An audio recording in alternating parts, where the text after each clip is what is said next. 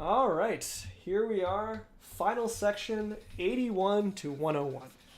I hope this is going to go smooth. I don't see any problems up until the final boss. A lot of these things I feel pretty confident with Nero. And I think this will be it for now. I'll probably put these on YouTube or something. And after that, I'll see if I want to do the other characters. I'm not as good with the other characters. Virgil, I'm pretty good with. Trish, I'm really bad with. Lady, I feel like Lady is a really easy character. I'm not going to lie. So I feel like I could do it with Lady, no problem. Dante is the goal, is to be able to do this Dante, because Dante is the best and the most fun character. But he's also very difficult to play, especially for newbies. And I feel like that would be the next character I do with this, just because there's so much to learn. But either way, let's get right into it. So 81 to 101, the main thing, the most difference, besides the really sweet background, is that everything's max difficulty, which means it has access to Devil Trigger. Just like we do, these enemies can Devil Trigger. And so I'm going to try to leave one of these guys around so you can see that. And I'll take a few hits just to show how strong they are. Joking, of course. But as you can see, this like purple aura that's beginning to form, that's the Devil Trigger. So the only way these things go Devil Trigger is, there you go. I took that. Okay, there you go. You see that? That's the Devil Trigger. They'll get a black cloud around their face and purple eyes. So bosses can Devil Trigger too, but for some reason in the Bloody Palace they won't. I think you can mod that, like they have Gods Must Die mode or something like that. And if you mod that in, I think they make it so they can. But Devil Triggered enemies can't be snatched, can't be bustered unless they're stunned for both of those. And they do more damage. But they will only Devil Trigger once enough time has passed and they're on low enough life. So there's a chance you will never see enemies Devil Triggered in the first place, just because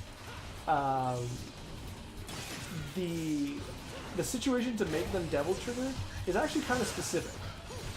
If you keep all the enemies at full health, they won't, as far as I know, they won't Devil Trigger.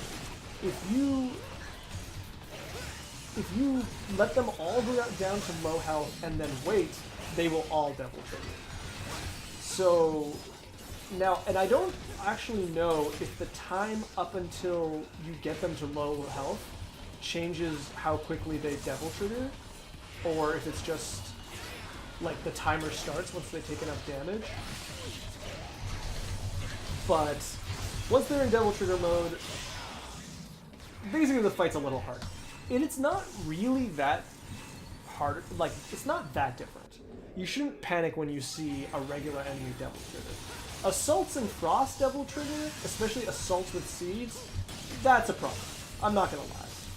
But a regular Scarecrow or the Fausts and Mephistopheles or whatever, I still haven't looked that name up. Don't be too worried about that. I should be starting talking about these fights. So the last section of the Bloody Palace is kind of like the first section mirrored, where you're gonna face a lot of like similarly like the same species of demons in one go. So as you can see, there's a lot of Frosts together, and we just finished a lot of Scarecrows and a lot of Shades. But there we go. I think that one's Devil Trigger, but I think he's dead too. No? Okay, maybe I can show him Devil Trigger. There you go. See, same. The aura's coming into play. I don't think it's set yet. I don't know how long the time. There you go. See? And now it's on. I killed him quickly because I don't really want to fight him. But we're going to be facing enemies of the same species, or whatever the technical term is. Just like before, these guys are going to be a nightmare. Even more than before, if you can just Devil Trigger and take them out cleanly, which I'm failing to do right now, that is the best. That's the best idea. One of the things that's good about 81 to 90 is they are going to give you a lot of health. the health drops of the seedlings are very frequent, and the seedlings are a pretty common enemy, especially after the harder levels. Okay. See, now we're at the point that these guys are devil triggered, and for being the easiest enemy for Nero to deal with, they've gotten quite a bit harder. Let's see if we can buster them. I think we can still buster them. Yeah, we can still buster them, which answers my question in the first part, but we can't actually snatch them. I should check that out too, but we can't actually like stun them with our hits. Alright, so 85. When I first started like getting good at Bloody Palace of Nero back in the regular Devil May Cry 4, this was where my runs ended. Because they do a lot of damage, and if you panic, they are going to take you out. You gotta be kind of, once you start bustering them down, luck has to be on your side. Like that very well could hit me, and it didn't, and I have no idea why. That's an example where my luck wasn't good, where, I gotta get out of here, where the second one actually stopped me from bustering the first one. Let's see if I can get this combo going. I'm probably gonna get hit. Yeah, that's okay. I have plenty of health right now. And I'm gonna let this guy go back to yellow, preferably to red.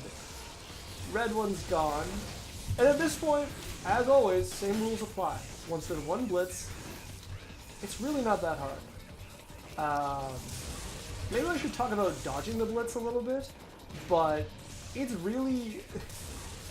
I mean, you really just gotta dodge by jumping a lot. When you're not Dante and you don't have access to Trickster, it's harder. He also has access to Royal Guard, which makes these fights really fun. But for Nero, if you're worried of getting hit, just jump around like a maniac, and you'll be fine. Alright, and there, what I would... Oh, and as you can see, they just refill your health now. They know you're on the last legs, they like you, they want you to tell your friends you beat the Bloody Palace.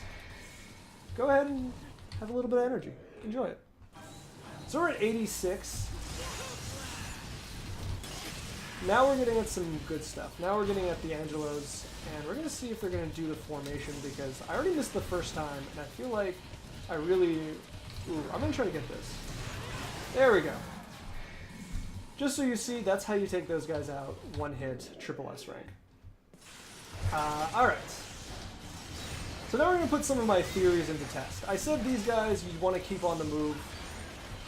You want to buster them, so we're going to do that. These dogs are going to fight at least twice in the last 20, and this is the easier one. I don't know exactly what they were thinking with some of these enemy orders, because frankly, some of the enemy orders between 20 to 40, in my opinion, are harder than these enemy formations. It feels like they're really just relying on the strength of the individual enemies instead of putting yourself into like difficult fights based on like the variety of demons. But we're gonna see what happens. Alright, so the Cutlasses is down there, or whatever they're called, because I never looked up there. So I'm gonna try to take them out first, but these Angelos are gonna make it hard, because once again, Nero tends to be attracted to certain enemies with his lock-on. That makes it difficult that if you're just relying on the lock-on, which, yeah, you shouldn't always, but I don't blame you if you do, is going to kind of guide you. That was an incidental dodge. It's going to guide you at certain enemies at a certain time. And most of the time that's fine, but sometimes that's going to lead to fighting enemies that you don't want to. And I think this is the case. Like, I was kind of forced to fight the Angelos instead of the Cutlasses, just because lock-on preferred it. So I think that was a blitz. Yeah, that was a blitz. Okay. So the rules of ignoring, I think this is like the one exception, maybe. It depends if this blitz plays along. If this blitz wants to play and stay with us in like the corner here, I think it should be fine. Also, if it doesn't keep teleporting. Usually it's better to wait till you have a high charge, but I just don't know how many hits I can get together like in a row. So I am just pelting it with charged attack. And sadly, Nero does not have another way to kind of take the shield out. There we go. So, it seems like our rule of ignoring the Mega Scarecrows is just going to work till the end. Blitz, the most distracting, dangerous enemy in the game. The one thing that I literally said the rule was to kill everything else first. Even Mega Scarecrows are the one exception. Don't even worry about that. Now, I'm saying that, and I did also have to kind of like maneuver it, so realistically, I'm not gonna lie, if you're at this point and you're sweating it out a little bit, take out the Mega Scarecrows. Because now you're gonna have to deal with them in Devil Trigger, which is the one point that they're not going to just be, I mean, even then they were knocked about. They're not going to be easily knocked around.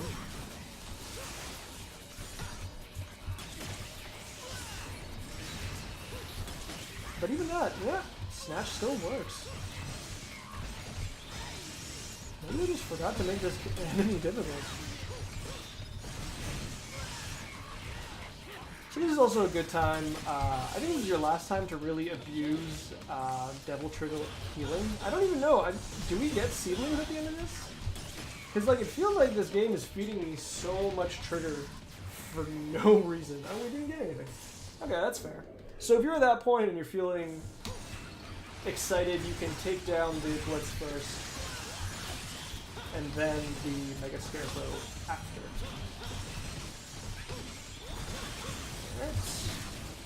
I don't know who's coming into play. Is it just? I think it's more Scarecrows. I think this level is 3 rounds of Scarecrows each with a Mega Scarecrow. And this is one of those levels that, like, at this point with Devil Trigger enemies, you can just go ham. If you feel confident, you've gotten this far. There's Scarecrows. Grab them, combo them, stop them from ever Devil Triggering.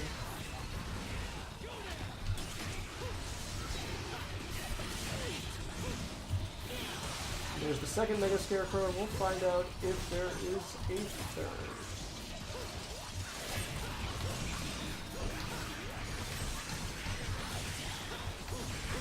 And that's good Devil Triggering.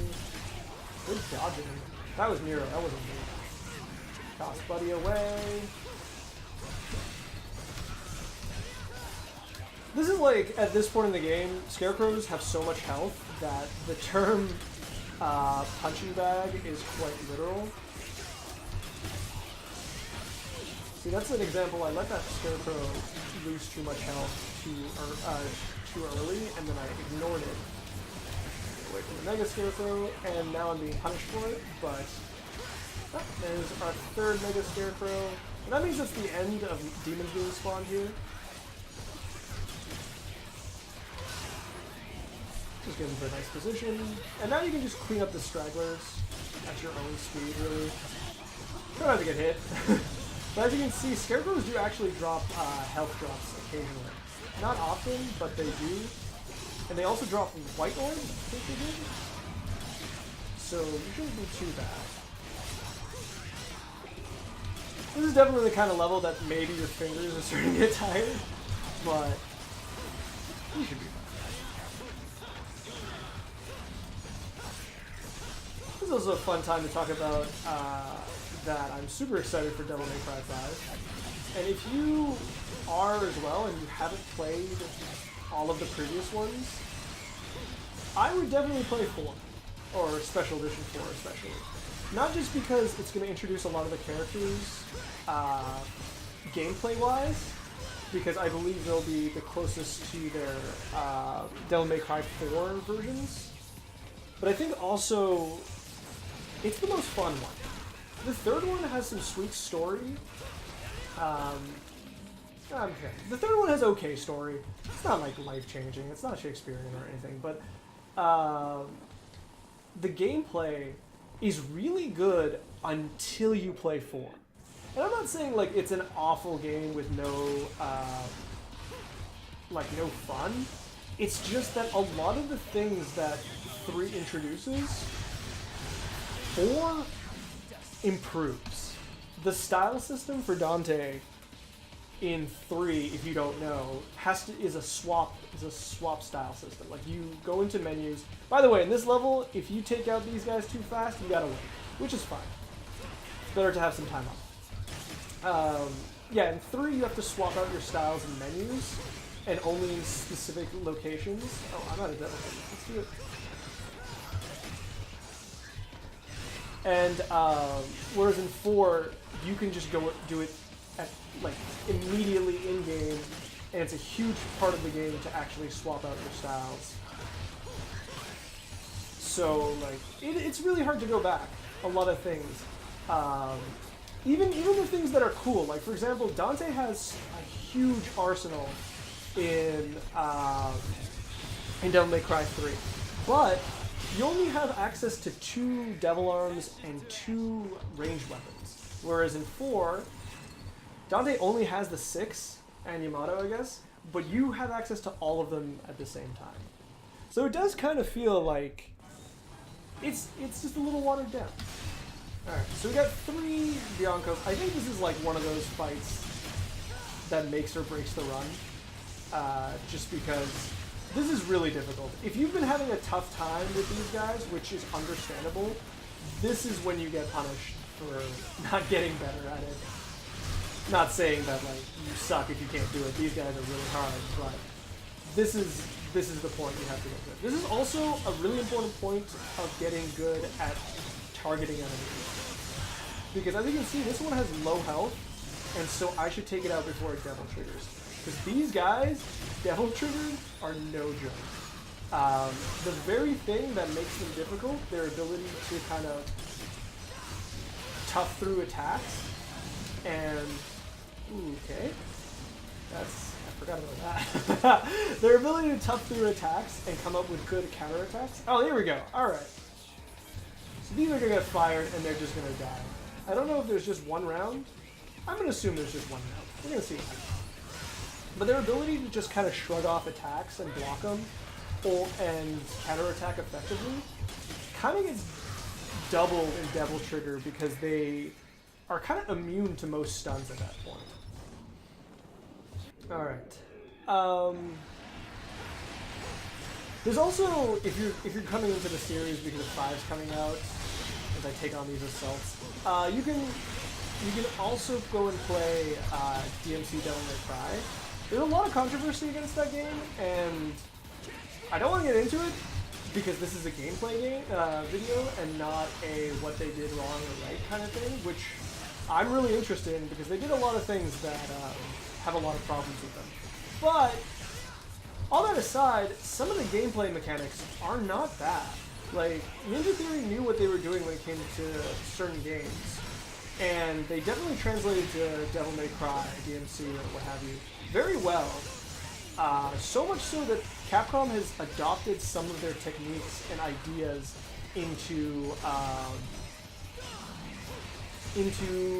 this the characters, into Virgil and Special Edition, for example. I think they've done that before. I know Trish. I never got to play Trish in 2 because I'm pretty sure you can play Trish in 2. I don't know if you can play Trish in 1. But Trish's moveset was like heavily inspired by Marvel vs. Capcom 3. So Capcom doesn't mind borrowing ideas from other people who make these characters. So if for nothing else, I would play DMC Devil May Cry to kind of see where some of these mechanics come from. Yeah, to see some ideas they might be playing with. DMC 5 is already taking the character introductions, the fact that the last hit on the last enemy freezes for a cinematic moment, and I think the director also mentioned that he has no problem like taking what they did right and improving on it. So it's something to consider if you want to if you're thinking of like, oh, what are they gonna do? What is it gonna be like? It's something that you can kind of check out. That being said, DMC 4 is definitely the one with the best gameplay. And the fact that it had a really messed up release story, which once again I won't get into, just really shows what they might be capable of for the last game. I'm assuming it's the last game, for the 5th game. All right, we're at 95. We're 5 away. This is the most annoying dog level. That's a weird sentence. You are surrounded by them, and they're gonna come. There's another wave coming, but the second you can do this, usually you should be good. But I wasn't able to do it. If you can grab one of these guys, it'll stun all the others. You'll be able to grab another one. Yeah, I guess it was turn over. You'll be able to grab another one, continue the combo. For as weird as these enemies are, they are not fun when they're double triggered. Because the one thing that makes them kind of reasonable is how easy they can be knocked down. Like if you're playing with Dante, you can use Coyote A to kind of deal with them in the same way that Snatch can be used to deal with them. But ooh, nice. But without that, they're kind of tough. They move a lot, and as you can see, like I said before, they kind of encourage you to move as well. But when there's so many of them, you really want to be able to like land hits in when you can, and sometimes kind of like going into the path is not a bad idea, but a dangerous one as well. So these guys are close to getting fully double triggered. I think 2 of them are now. Still getting the snatches in, which is good. I think that's it. Yep. There should be one more plant friend. Oh, 3 more. So as you can see, last ones, they are ready to feed you life. You've earned it. You're the best. Alright, I'll get Exceed in the next week. Alright, what do we got? It feels weird to be getting these guys so late. Especially since they refill your devil triggers so well. And they're really kind of... I think at worst they can be annoying if you're with a character that can't really hit a lot of the area at once, like Dante. You're kind of stuck relying on Dimension Slash, really, to take him out. Okay, if I remember correctly, this ends with a blitz. Reserve that for trying to... That's exactly what happens if you try to buster them when there's others around. There were 2 out, and 1 in, and that 1 in was enough to... not only stop me, but to give enough time for the other 2 to go back in. Alright. Here's some Angelos. These guys don't... Quickly in this game, you get to know which enemies can be comboed off the easiest. And as long as there's no Bianco Angelos, these guys don't get harder in that sense. They have... Their back just basically says combo me please. And as long as you're at that point, oh, no blitz. As long as you're behind them and their shield is up, you should have enough vulnerability when you stun them that you can knock them out without any problem. So we're almost at the end. The last level has some tediousness prior to the boss. Ooh, that is nice. I don't know if I mentioned this, but when you snatch with Devil Trigger, Nero will grab more than one enemy, which can be very helpful, like in crowds like that. I don't like it as much like to stun. Oh, sorry, I don't like it as much to grab enemies near you, but I really like the fact that it'll stun multiple enemies at once. Alright, so we got the Devil Trigger for these guys, but they're not that much of a problem, Devil Triggered. They are more aggressive, as you can see. Like, their attacks are almost back-to-back as long as they're on the screen. But I don't think they come out any differently. Oh, there's our favorite friends. As usual, we're going to focus on every other enemy. I wonder if the bigger thing is going to come out. That might actually make this a little difficult.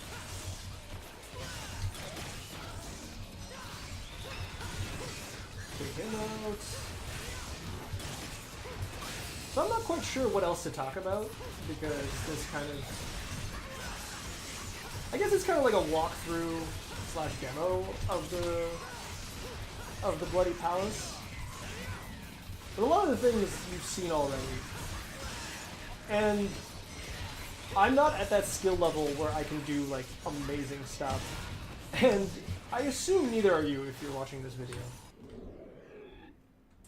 But I don't know. I think at this point, like, it's really fun to play this difficulty level in this game, and it's really fun to see like the different combinations the game can give you. And it's the best place to get better at these characters. There's a lot of stuff I want to learn with Nero. For example, how to time the jumping off of enemies in order to like extend certain combos even further. But he's not Dante. He can't fly around at ridiculous speeds, at ridiculous ways. He doesn't have the glitches Dante has. He doesn't have the devil trigger Dante has, and he doesn't have the evasion Dante has, which I think is like where Nero has the most problems, to be honest. So what are we at? We're almost at the end. We're at 99. Wow. Okay. So here we are, and this is the last time we're going to see these guys. Well, it's the last time we're going to see any guys, really. And they're going to do this little dance where they're going to launch all of these guys at us. And this is going to go a while. I believe there's like... I'm not going to lie. I think there's like 70 of these guys. And so we're just going to jump around. We can take out one of the Bianco Angelos, but like... It's hard to do without like slowing down this rhythm that they have, because I think they alternate. I'm not going to lie. Oh no, they don't. That's the same one as before. Oops. These guys also give you some like white orbs when they die, so if you're feeling like you're taking too much damage, don't worry too much about it. Okay, so there's a certain point they're going to stop putting themselves into these, yeah, you want to make sure it is the time. I also don't think the time is an issue for this battle, even though it feels like there's a lot of waiting. As long as you're at a decent, I think as long as you're a decent stylish point, they give you 10 each. I don't know if we can bring that up. I'll see.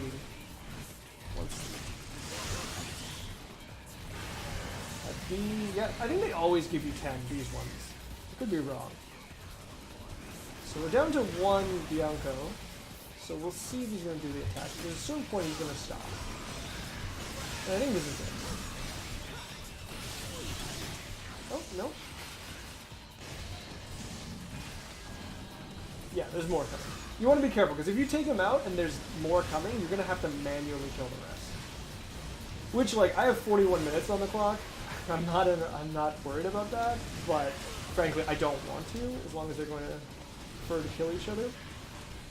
The same rules about how to make these attacks happen apply, where you want to keep an eye, you want to keep the Bianco, the leader, on screen as long as you can, because that increases the chances of him doing the attack, because he's the one who does the attack. I think that's it.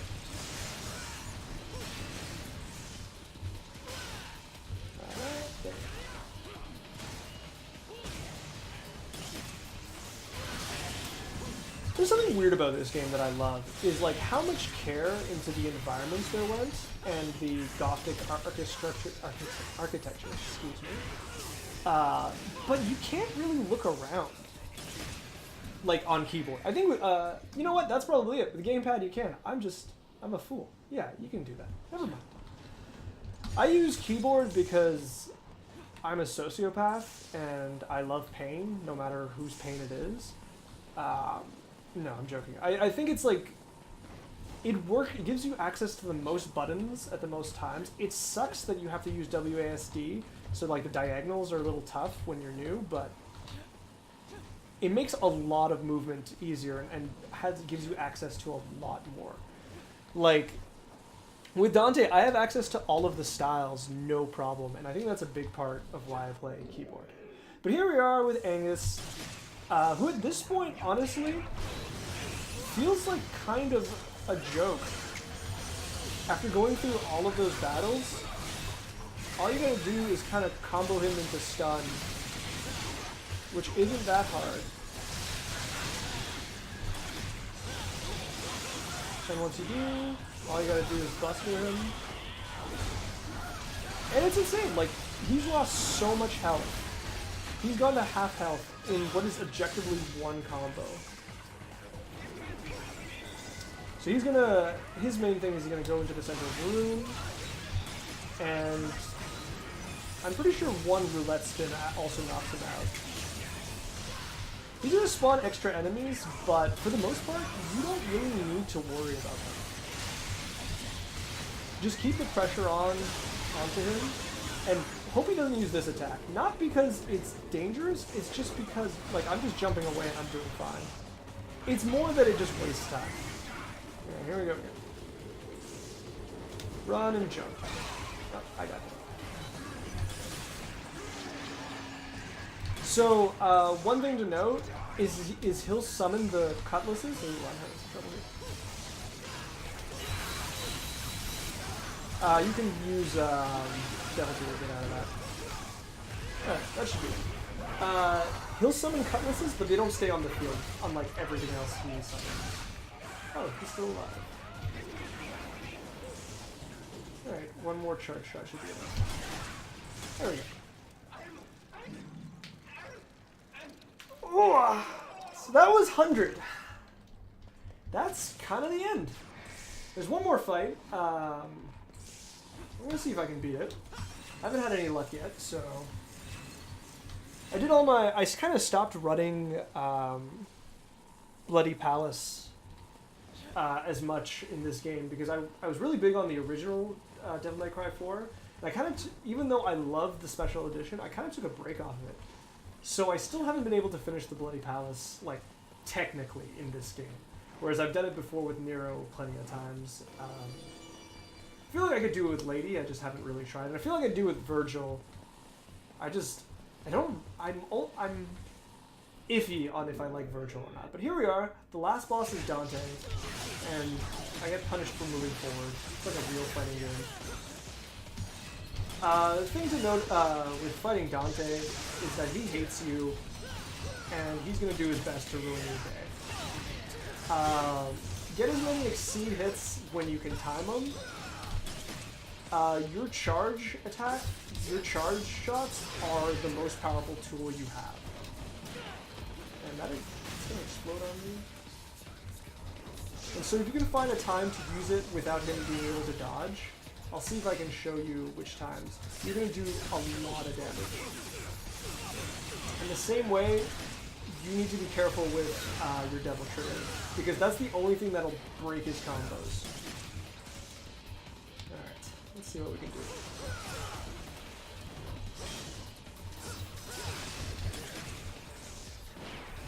So the thing with getting the regular charge in is that if you can do it,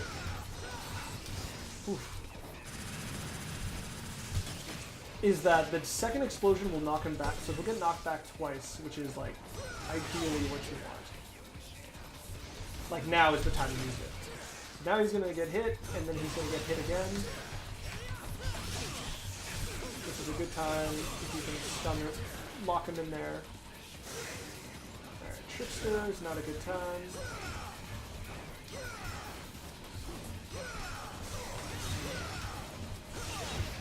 Go. I usually use your kill to stop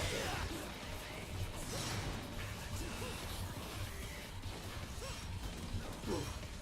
Dodging all around, aren't we? Alright. So, 45 minutes. I'm not going to try to cheese him out, but I'm going to try to wait for the right time to attack. Dante is a hard character to kind of be aggressive against. Unless you do that for some reason. Oh, okay. I was just about to eat a Royal Guard combo. You gotta be careful. He uses Royal Guard very effectively. Much better than you can. Okay. That also hurts a lot. You cannot let him resolve. You cannot let him get away with using Pandora's Omen. That's when he knocks the... That's when he puts the briefcase on the ground. If you let him do that, you're pretty much dead. Alright. So I need you to... There we go. Perfect.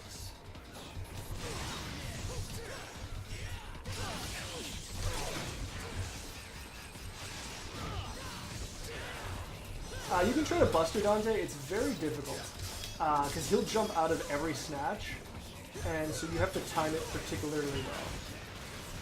We're doing pretty well. We got a lot of Devil Trigger.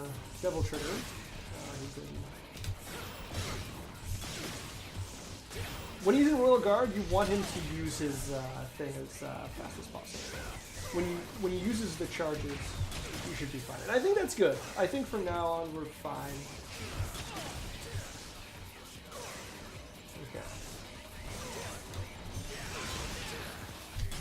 Nope. I shouldn't speak too soon. This character does some stupid stuff. If you have a modded version with like Gods Must Die or what have you, you can face him with his Devil Trigger intact and everything. But here we are. He's going to have the last laugh because we're going to take a hit. But we did it. Ah. So there you go. That's our good old friend, the Bloody Pals. Whole thing with Nero. I hope you enjoyed it. Ooh, achievements. And with that in mind, hope you guys enjoy. If I do continue this series, I will go to Dante next. But for now, I think this is a good start. Take it easy, guys.